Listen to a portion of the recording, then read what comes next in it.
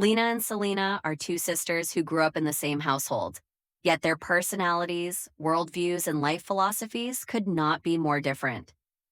Lina is the embodiment of simplicity and quiet strength. She is deeply introverted, content with a modest and unflashy lifestyle. Lina finds happiness in small, genuine things: a peaceful morning with a cup of coffee, meaningful conversations with a few close friends, the satisfaction of doing her work well, and the comfort of a life free from pretense. She values emotional stability, inner peace, and authenticity above all else. To Lina, a person's true worth is reflected in their character, integrity, kindness, and the way they treat others when no one is watching. Material possessions and social status mean very little to her. She sees them as fleeting and ultimately hollow. In stark contrast, Selena is ambitious, driven, and unapologetically drawn to the material world. She craves luxury, recognition, and visible symbols of success. For Selena, wealth is not just a means of comfort. It is the clearest, most objective measure of a person's value and achievement in society.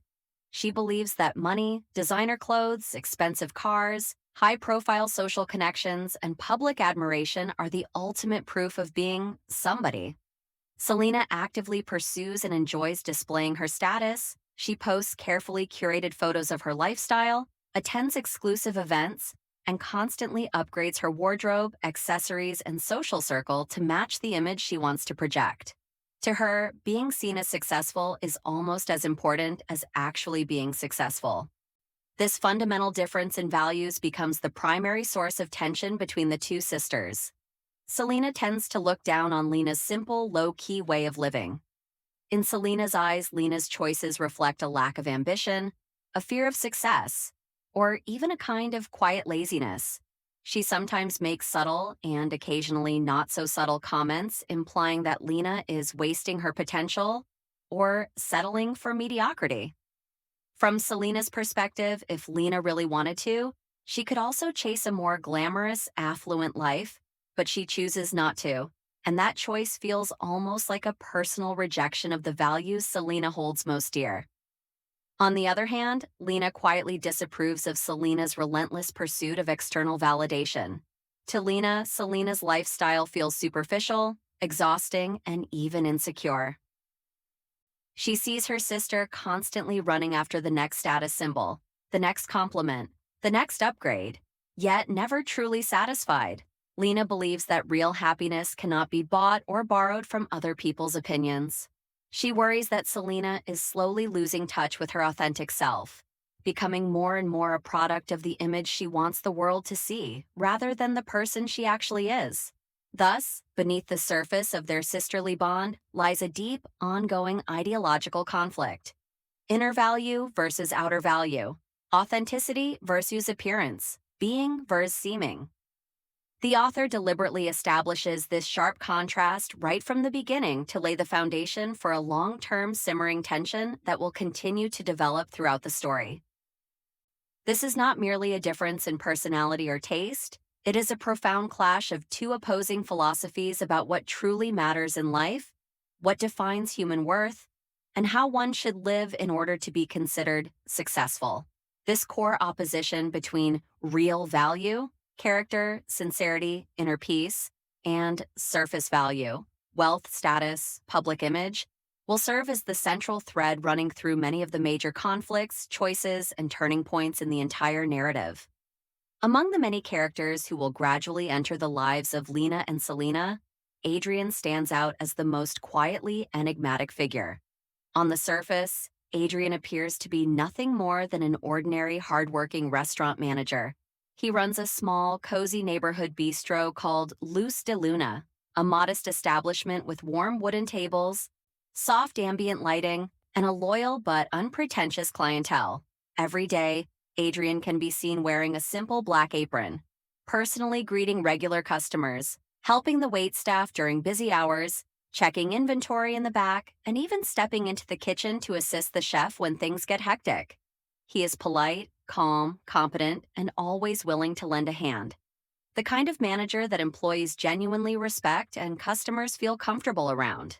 To anyone observing him, Adrian seems like a classic example of someone who has found contentment in a simple, stable job far removed from glamour or high society.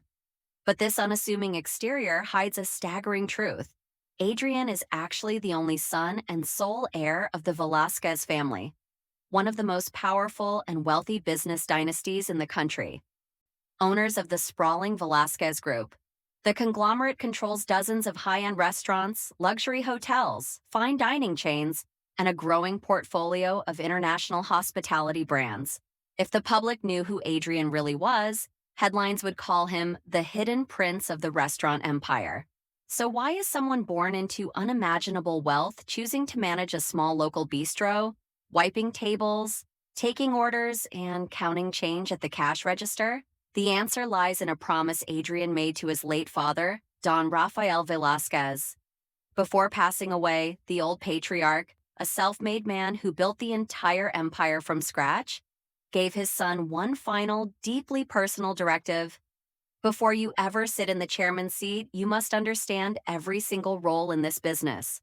Not from reports, not from PowerPoint slides, but from the ground up. Wash dishes, wait tables, manage a tiny restaurant during a dinner rush. Feel the exhaustion, the complaints, the small victories. Only then will you be worthy of leading the people who make our name possible.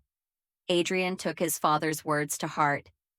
Rather than entering the company through the executive elevator, he chose the longest, humblest path. For the past several years, he has deliberately lived under a low profile, using only his first name and a deliberately ordinary last name, Martinez, his mother's maiden name, to avoid any connection to the Velasquez legacy.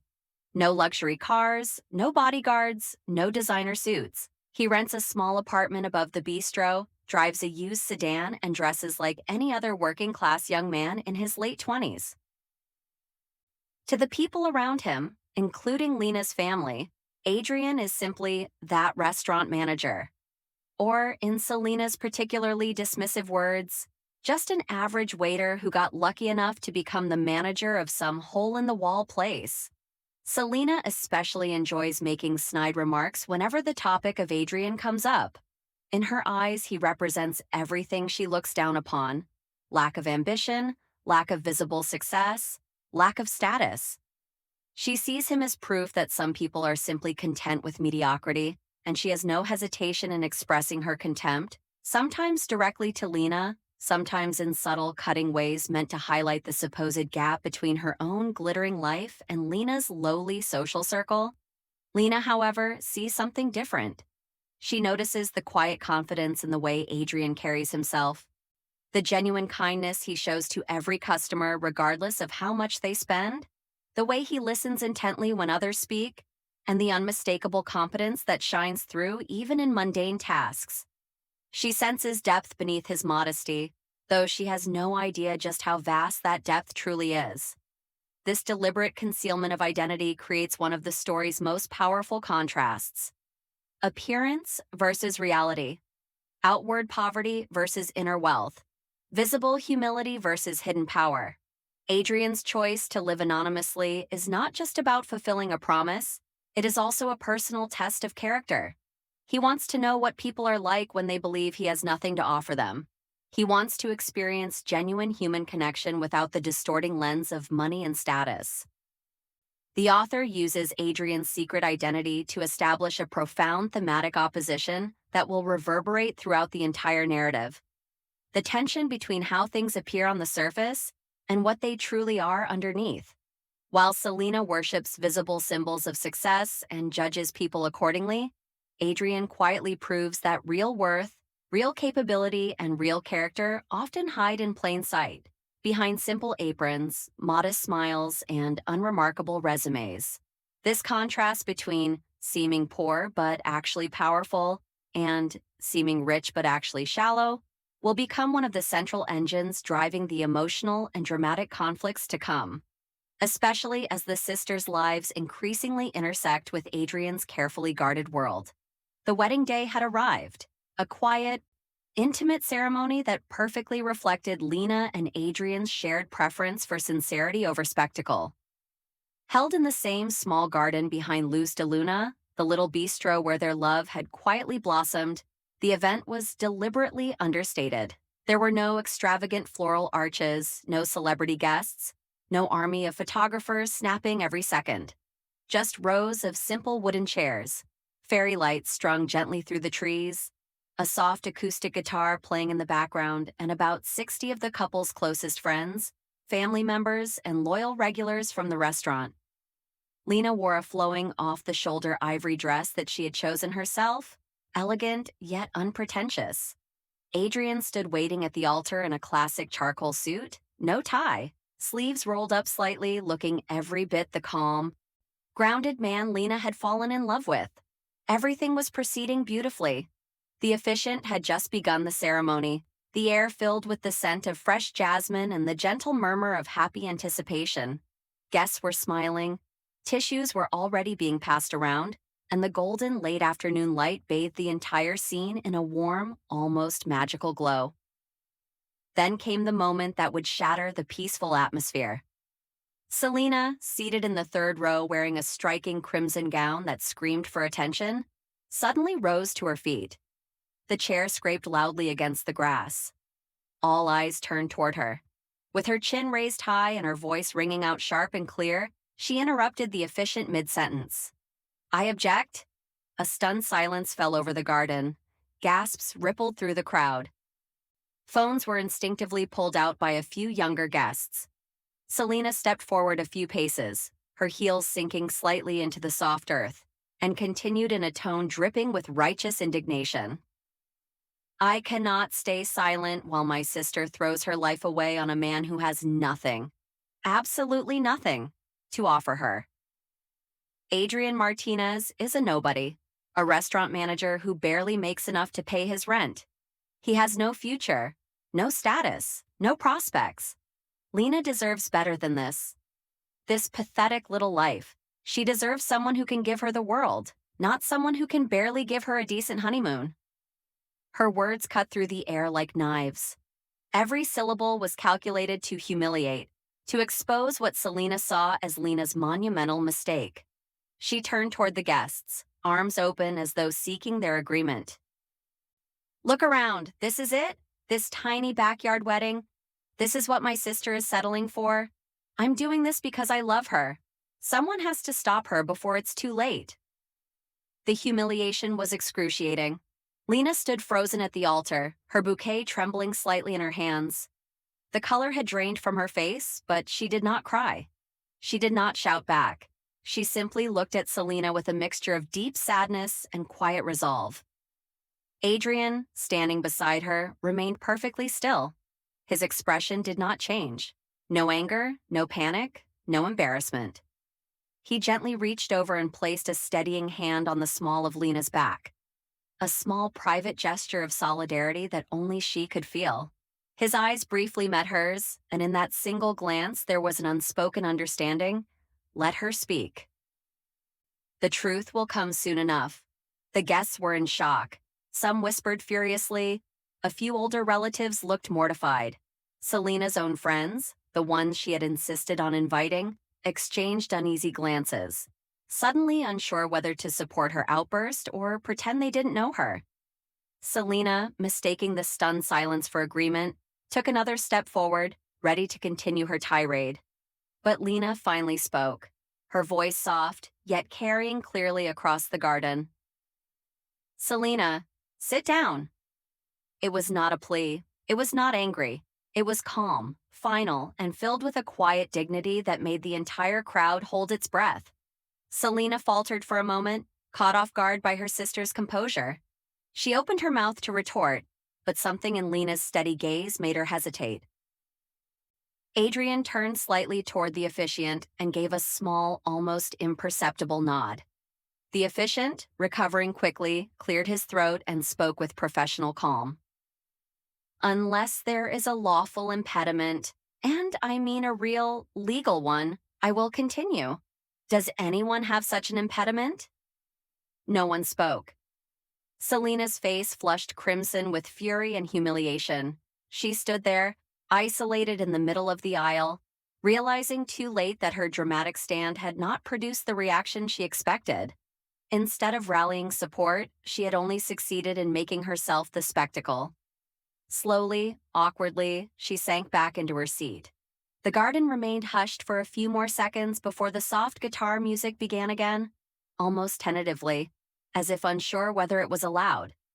Lina and Adrian turned to face each other once more. Their eyes met, and in that moment, something unbreakable passed between them. A shared strength, a shared secret, a shared certainty that the storm Selena had tried to unleash would soon blow over, and the truth would speak louder than any outburst ever could. The deeper meaning of this pivotal scene. This public confrontation marks the explosive climax of the long-simmering conflict between the two sisters. The ultimate collision between Selena's obsession with appearances and Lina's quiet commitment to authenticity. Yet, it also serves as a powerful demonstration of the protagonist's inner strength. Lina and Adrian do not need to defend themselves with shouts, revelations, or counterattacks. Their refusal to react impulsively, their ability to remain calm and dignified, even in the face of deliberate public shaming, reveal a maturity and self-assurance that Selena can only dream of possessing. The author uses this moment to show that true power does not always roar. Sometimes it simply stands still, unshaken, knowing that time and truth are on its side. This wedding interruption is not just a dramatic plot twist, it is the decisive turning point that forces every character, and the reader, to confront the core question the story has been building toward all along.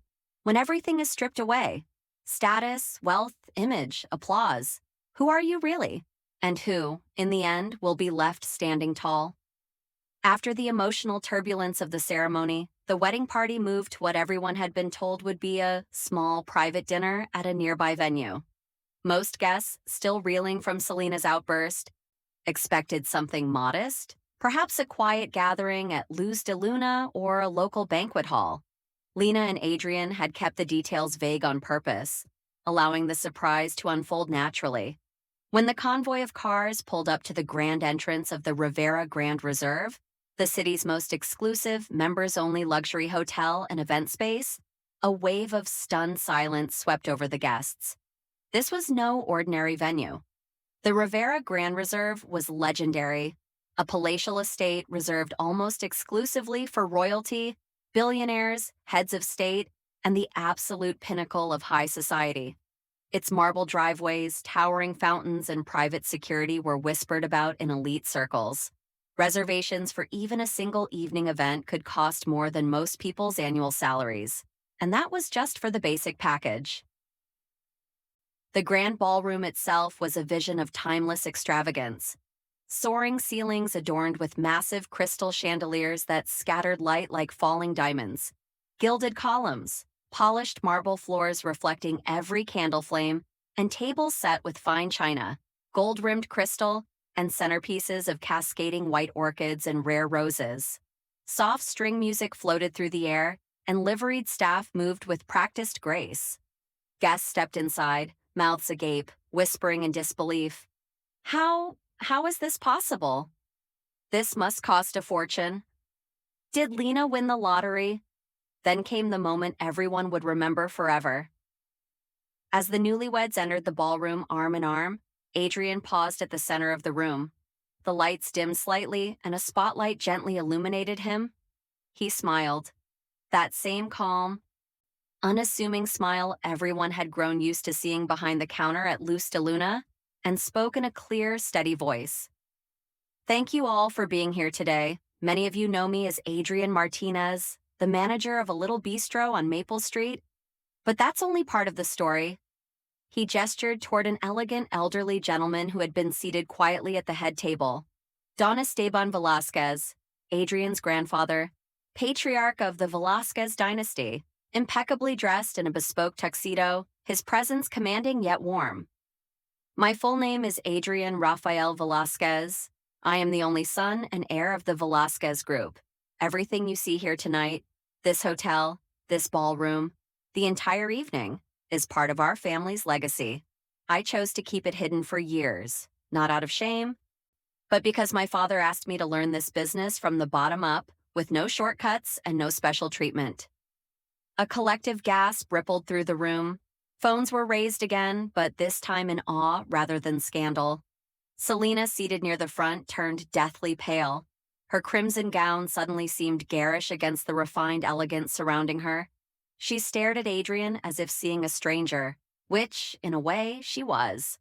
Before anyone could fully process the revelation, Don Esteban rose slowly, his cane tapping once against the marble floor for attention.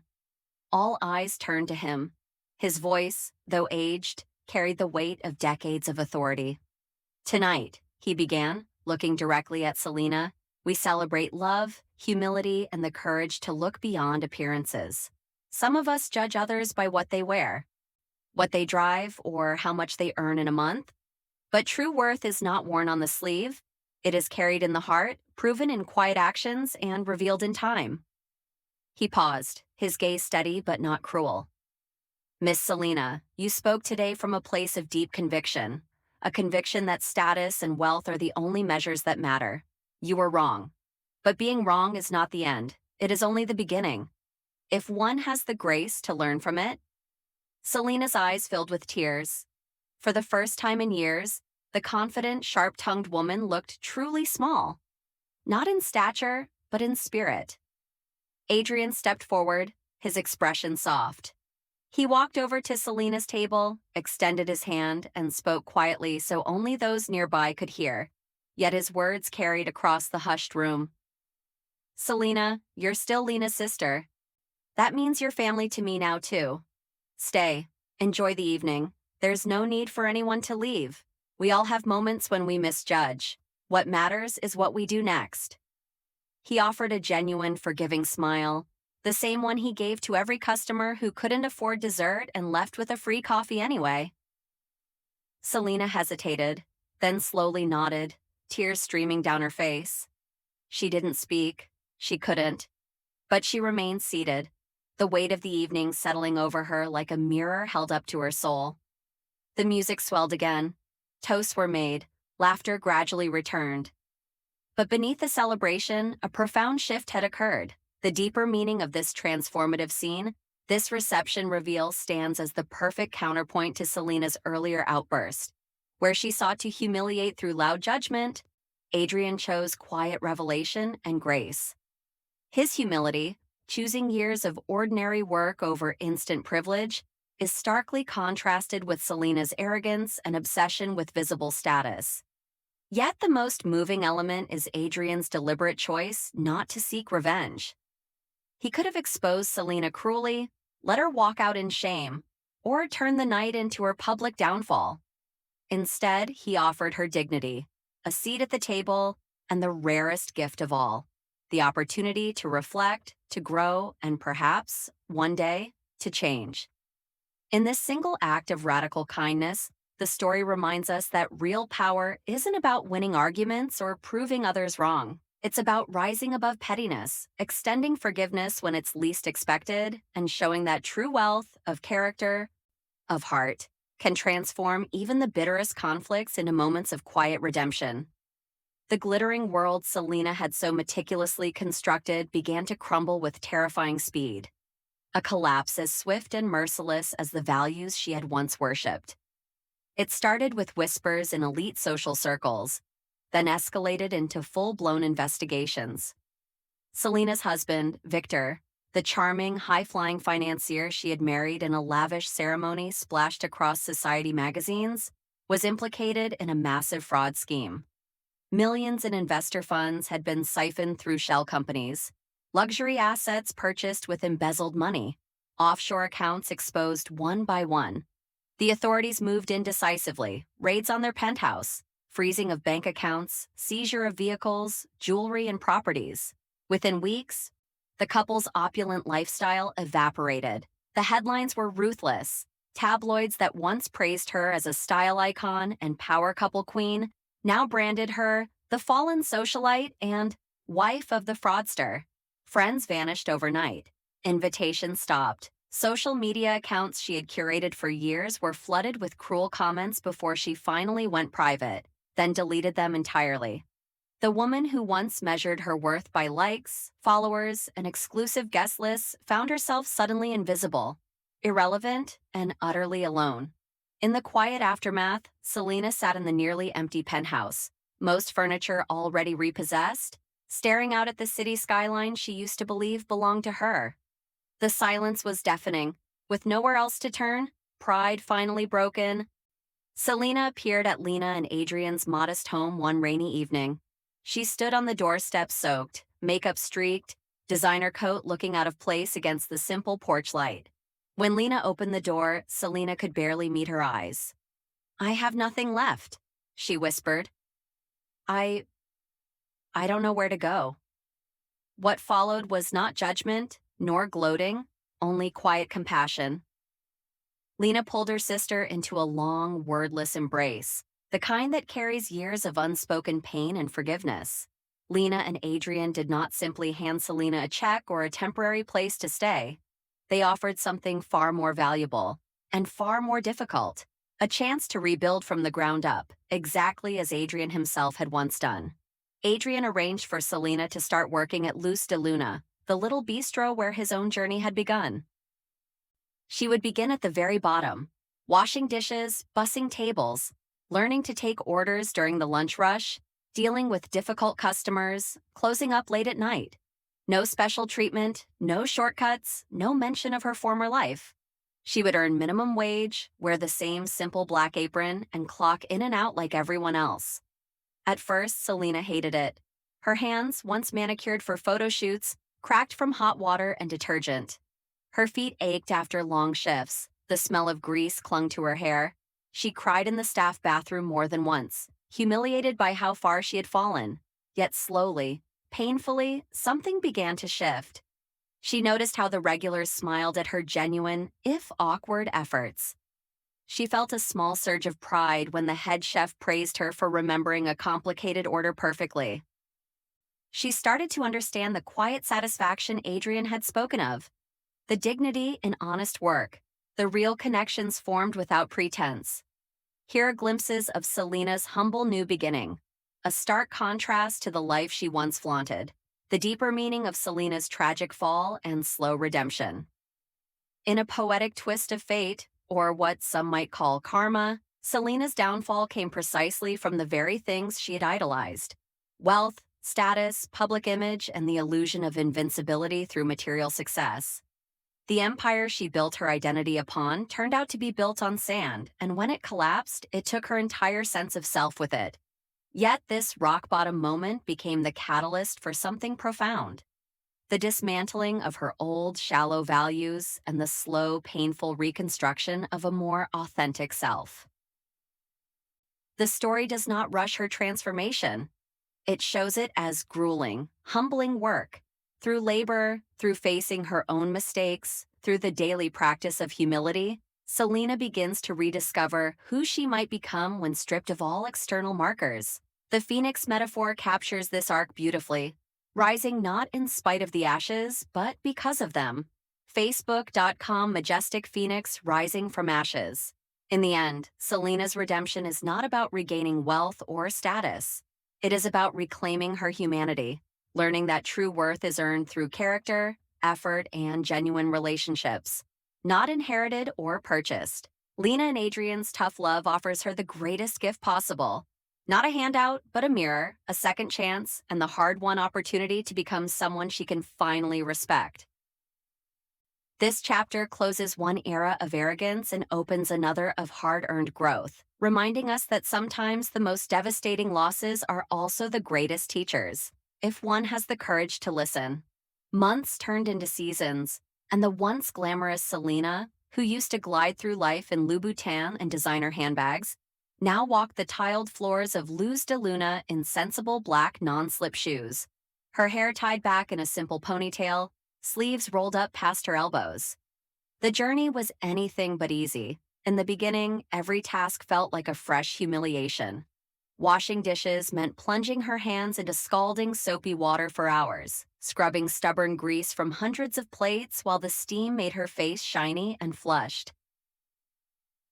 Bussing tables during the Friday night rush left her arms aching as she balanced heavy trays of dirty dishes, dodging busy servers and cleaning up spills left by careless diners. The lunch crowd brought its own chaos: impatient customers, wrong orders, complaints about cold soup or slow service. There were days when Selena came home exhausted, smelling faintly of fryer oil and lemon cleaner, her feet throbbing, her pride bruised anew.